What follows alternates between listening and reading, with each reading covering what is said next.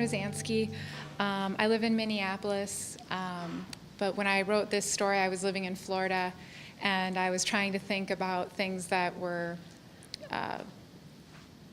different between being in the Midwest and then going down south. And I'm not sure how much of that actually made it into the story, but that's just kind of what got me started on that. So I'm going to start kind of in the middle here, just because it's a contained section on page 81. The fairgrounds reeked of grease and manure. The smell covered the town for most of the summer. Some years it lingered until the first sticky snow buried it. Deb stepped carefully over the remnants of corn stalks and discorded beer cups. She twisted her toes into her worn sandals to keep them from sliding off into the loose dirt. Sean and Tammy moved slowly through the crowd. Deb hid behind a woman in an oversized sweater. She peeked over the woman's shoulder pads. Sean hooked his thumb through a belt loop on Tammy's jean skirt. This was too much.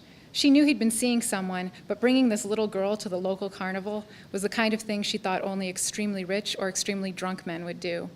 They stopped at the mini donut booth. Deb ducked behind a large sign announcing that the Pretty Nixons would take the main stage at sunset.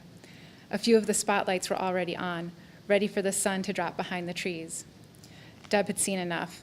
She walked away from them, not caring if they saw her now, but knowing that they were too focused on each other to notice anything else. What could she do? Start a fight? Sean would laugh and lower her tiny fist from his face. The large sorority hopeful would jump at the chance to knock Deb to the knotty ground, kneeling on her stomach with her muscular legs, imprinting the year of her graduation again and again on Deb's cheek. She walked out to a dark, quiet spot past the portable blockades. The Ferris wheel cast a rainbow of colored light just strong enough for Deb to recognize the young man sitting on the bench as the baseball star from the local high school. He'd come to the fairgrounds every night that week trying to sell caricatures of celebrities. "Can I join you?" Deb asked. Her voice squeaked. She cleared her throat. The kid coughed and dropped his cigarette.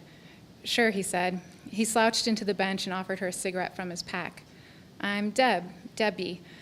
She took one and put it into her mouth. It stuck to her dry lips. He did not offer her a light. "You're the psychic lady, right? My name's Bjorn. I draw."